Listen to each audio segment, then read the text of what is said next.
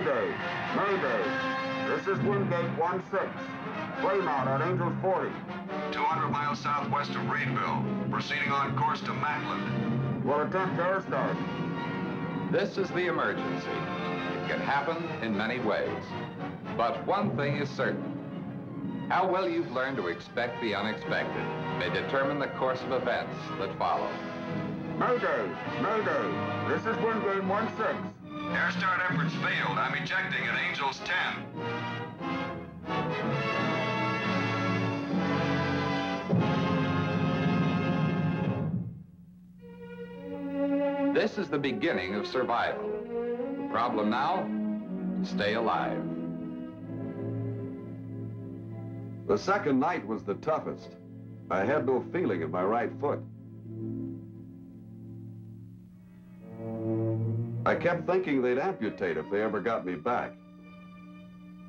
Every time I loosened the bandage, blood gushed out.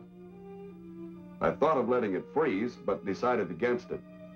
It was just one of those ideas you get at a time like that. Then at dawn of the third day, the weather began to close in. To me, this meant one thing.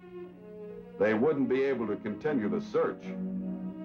I'll admit, I was scared. It was the way I felt when I realized I'd lost my survival gear.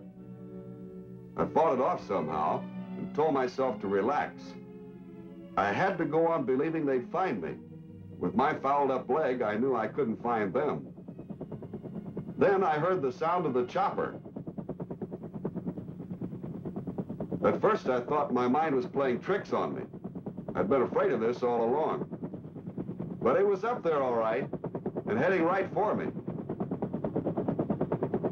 I tried to wave and yell. The effort was too much for me. I felt myself blacking out. But they saw me. The next thing I remember was Sergeant Carey coming down the hoist. Lieutenant Edward Stewart, Air Defense Command, flame out, ejection, and 45 hours of raw survival, alone. 45 hours, not a very long interval of time. But for Lieutenant Stewart, long enough to suffer shock and pain from severe injury. Long enough to know the meaning of hunger, thirst, cold, fatigue, isolation, remoteness, and fear.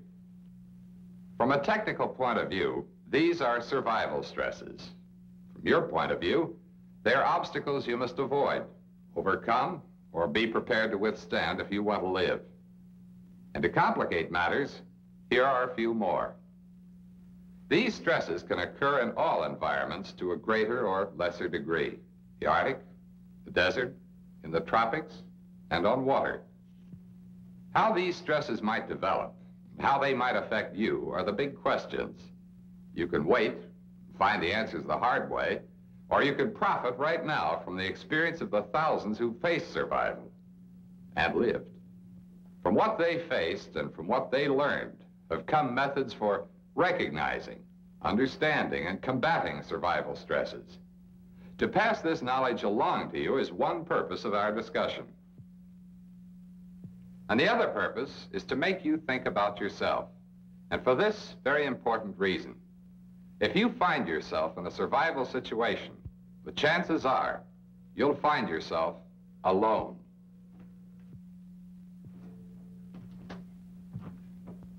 So let's take a look at you, the individual. A very complex creation. You are different from all others mentally and emotionally, but physically just about the same. When your body is supplied with the essentials of life, growth and repair processes function normally, and sufficient energy is created to enable you to perform efficiently. But when the body is deprived of even one of the essentials, water for example, your physical and mental capabilities decrease, and eventually, if corrective measures are not taken, this. Something to consider, isn't it? But perhaps you're not concerned right now because you're fairly well off. And that where you are, life is pretty good. So let's take you from your comfortable environment to another one not so comfortable, and try to make the point that way. This is the desert. No one can deny its fantastic beauty. And no one can deny that men have died here alone, through ignorance. Ignorance not only of practical measures to take, but ignorance of how much stress their bodies could endure. Sometimes they discovered this too late. About 1/5 of the land area of the world is desert. The odds against an emergency over desert terrain are in your favor, but it could happen. What then will you be up against? Mainly two things: an excess of heat and a scarcity of water. And without water, you cannot survive for long. For a simple explanation of this, let's take a look at you, simplified. Your normal body temperature is 98.6 degrees Fahrenheit. To maintain this temperature, your body has an effective and efficient cooling mechanism, the evaporation of sweat on the skin surface. By this process, excess heat absorbed or generated by the body is dissipated. And you will continue to sweat as long as the need exists to hold body temperature down. In desert areas, the amount of sweat produced can be considerable. This is also true in humid environments where incomplete evaporation interferes with heat dissipation. But the bulk of sweat is water, and every bit of it must be replaced, because every bit of it is needed for normal bodily functions. If it is not replaced, your body will go into debt for water by withdrawing water from vital parts. When the bloodstream gives up water, the blood becomes thicker and less in volume. The heart has to work faster to pump the thickened blood through the arteries and veins. And as water loss continues, it becomes increasingly difficult for your body to function. What you have just seen on the screen is the process of dehydration. Understanding its effect on you is important, but important too is knowing how to recognize it. Let's investigate this further. Approximately 2/3 of the human body is water. This level must be maintained if you were to live, work, and think at peak efficiency. When this water level begins to drop, you become thirsty and uncomfortable. You begin to move in a kind of slow motion. You have no appetite. As you lose more water, you get sleepy. Your temperature goes up. You get irritable. Eventually, you become nauseous. Dizziness, difficulty in breathing, and a tingling sensation in the arms and legs follow.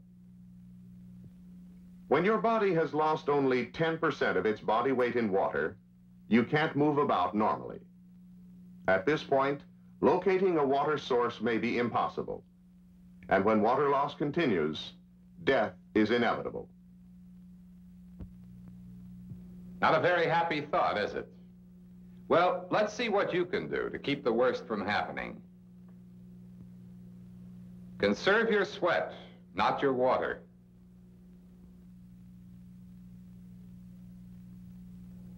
Drink all you want, as long as it's available.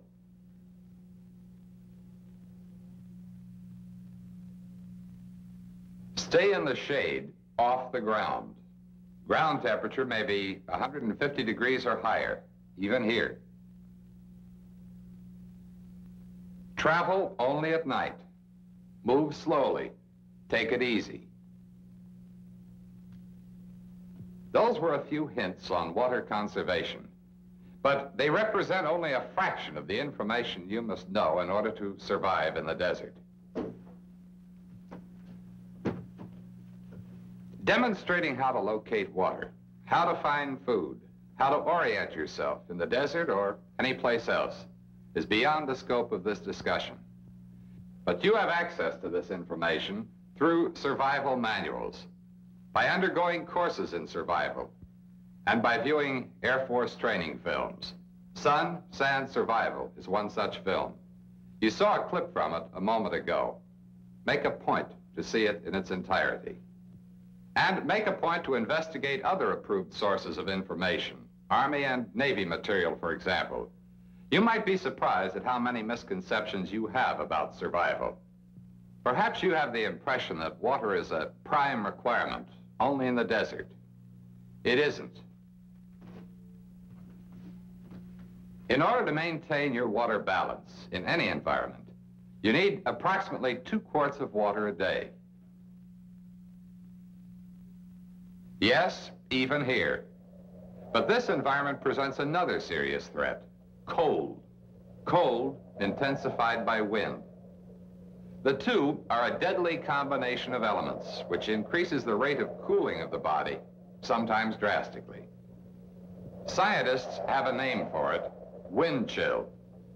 But it's more than a word of technical jargon.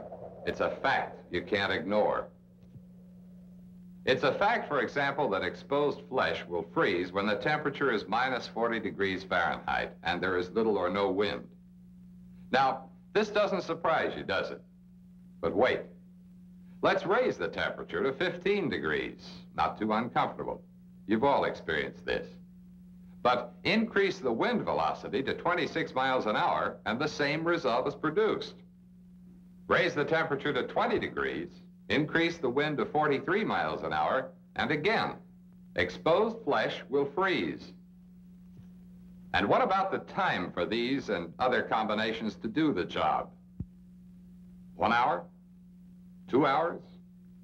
Possibly, but it could be only 30 seconds under more extreme conditions such as these. Cold is an enemy of survival, a killer. It has a way of slipping up on you, numbing mind and body, taking away efficiency and most of your will, except that part which says, get warm. Get warm.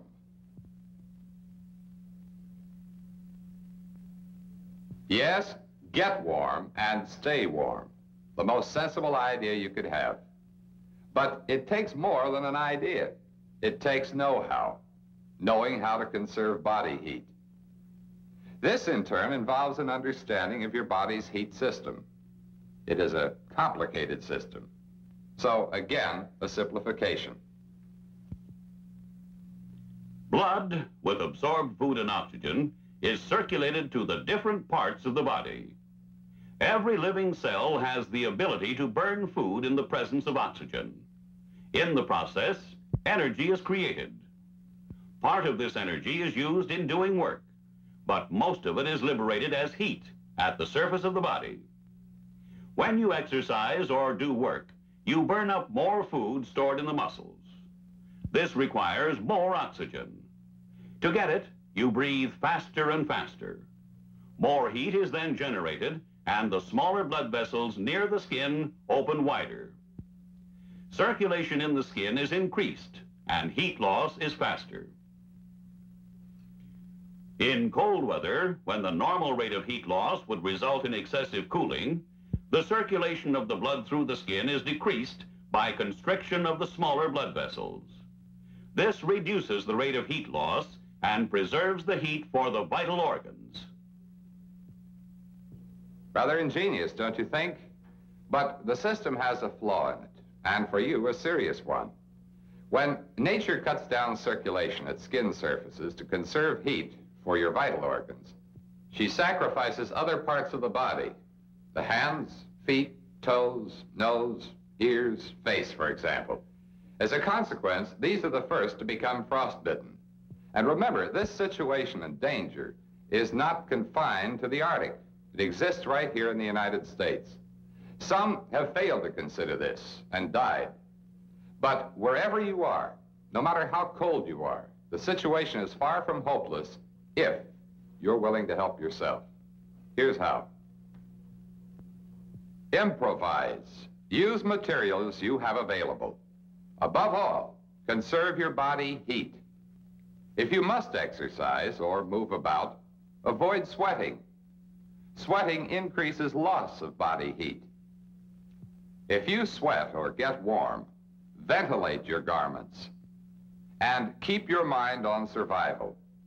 This is good advice, anywhere, anytime. When you're facing survival, the things you've always taken for granted have a way of becoming terribly important, and sometimes out of proportion. When you're cold, you can't think of anything but warmth. When you're thirsty, you can't think of anything but water. And when you're hungry, you can't think of anything but food. But food is less important than water or shelter. Being hungry doesn't mean that you're on the verge of starvation. You could live for quite a while without food. But the time might come when a little self-diagnosis will reveal these symptoms. You feel tired and weak. You don't think you have the strength to go on. You get cold easily. You become annoyed, short-tempered, and eventually you just don't care. When you feel that way, mentally and physically, you're in a precarious position. But let's go back a bit. How can this happen? There are three possibilities. Illness or serious injury might prevent you from foraging for food. You might lack the knowledge of how to live off the land. Or you find things to eat, but you just can't stomach them. This last is called food aversion or food prejudice. And for some, it isn't easy to overcome. But when it's a matter of life or death, you'll have to try. You may have to try mighty hard. This is a sequence from another Air Force training film, Jungle Survival.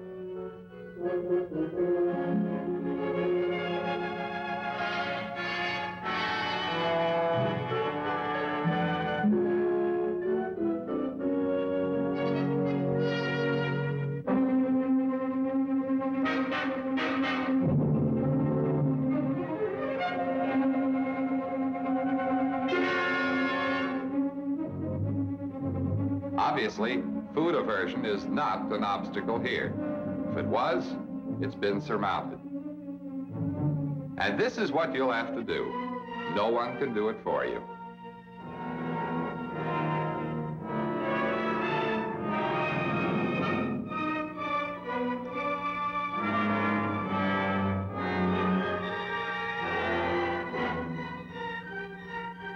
Food resources of different environments vary. But remember, anything that creeps, walks, swims, or flies is a possible source of food. And if this makes a vegetarian out of you, there's always this. Learn to live off the land. Begin right now by experimenting with new foods. Practice eating foods which are not your favorites, and learn to appreciate them. Controlling hunger is one of the easier problems to solve in survival. If you can adjust to discomfort and adapt to primitive conditions. And to make it still easier, here are a few practical suggestions. Procure both water and food when you can still think clearly. Forage for food. Save your rations for emergency. Take stock of what you have and plan accordingly. Don't waste your energy. Stop and prepare your food whenever you can. The rest you get is beneficial.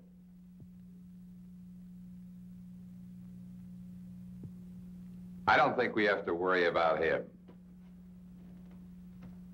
Knowing the effects of different stresses is essential, but often it's not a simple matter to pinpoint the exact stress causing the trouble. Stresses have a way of interacting, producing symptoms which are almost identical.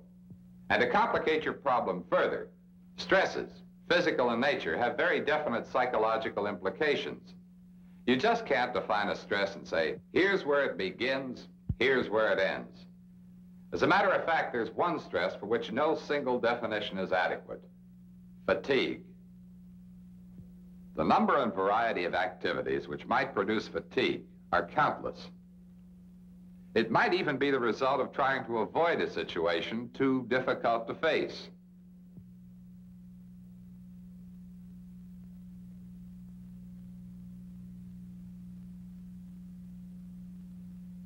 Fatigue is cumulative. It is evidenced by a lack of staying power, a short temper, impatience, and a tendency to magnify minor troubles. Whether fatigue is mental or physical is debatable, but its effects are essentially the same. And as far as you're concerned, it's something else you'll have to combat. So again, here are a few suggestions that might help.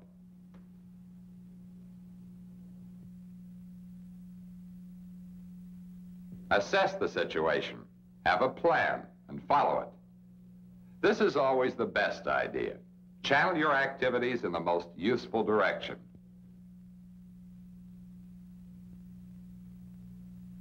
Don't overestimate your strength. Set up a program of rest, if possible. And whatever you do, concentrate on the positive, not the negative. Yes, concentrate on the positive, not the negative. Don't let your imagination run away with you.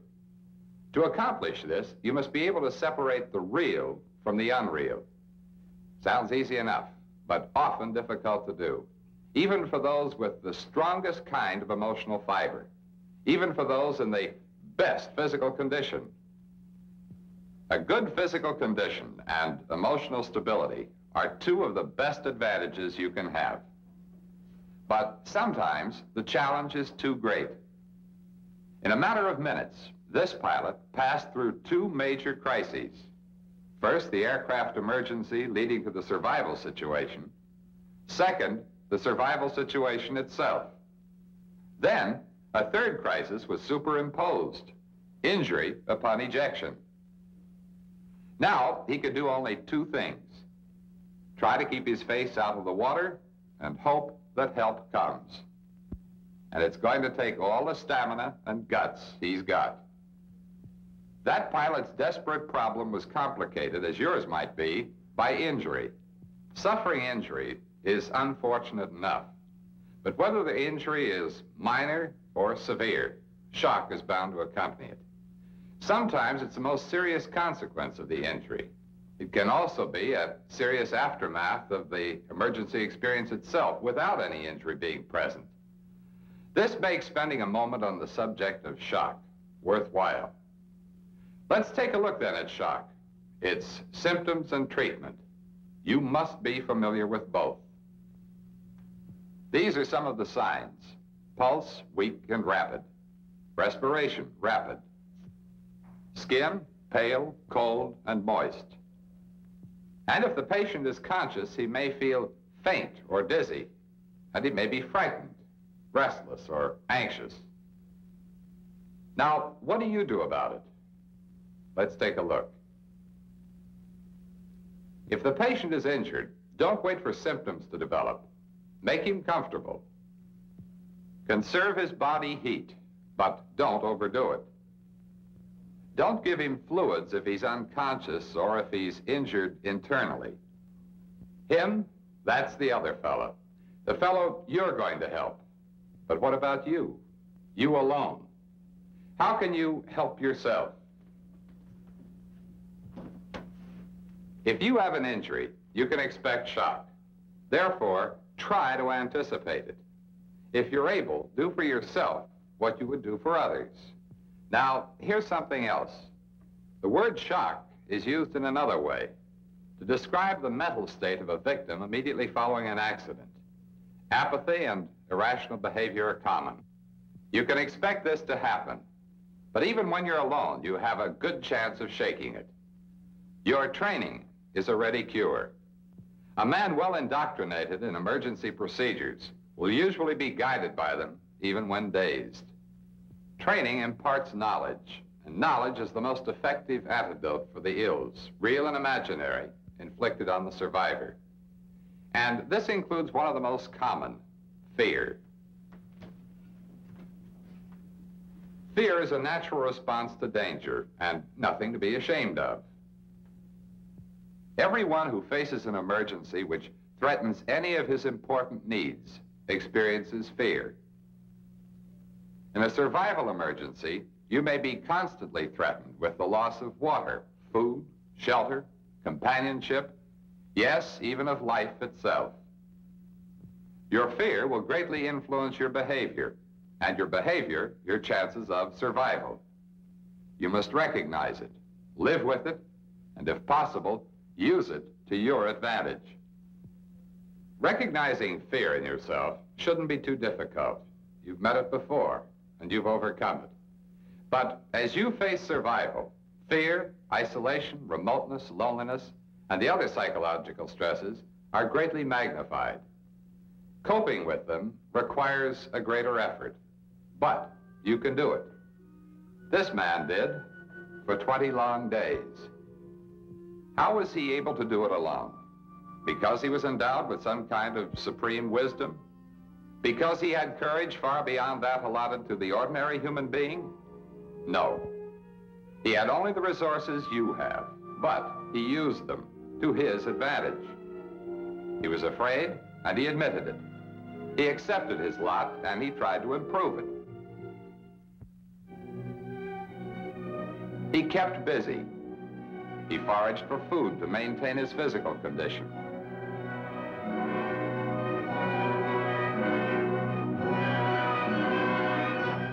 And when he wasn't looking for food, he kept his mind alert by doing mathematical problems and by singing all the songs he could remember. In order to conserve his energy, he exercised only lightly, but he exercised regularly. He was in an alien environment, and he was afraid, but he didn't let fear take away his will to live.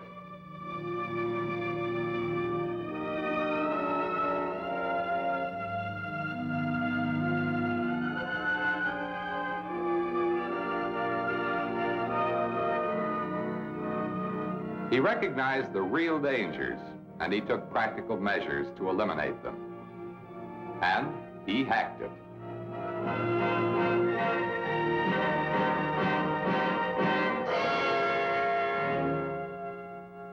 That was a sequence from Air Force training film, Deep Sea Survival.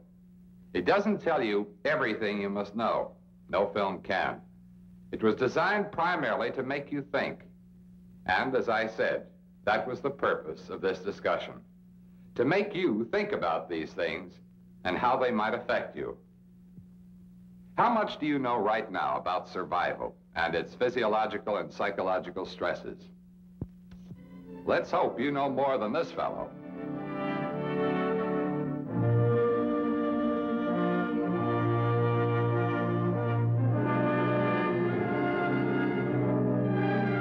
But what is his affliction? Fear? Panic? No. He was suffering from thirst and dehydration. Then he sneaked drinks of seawater at night, compounding his problem. The result? Mental deterioration.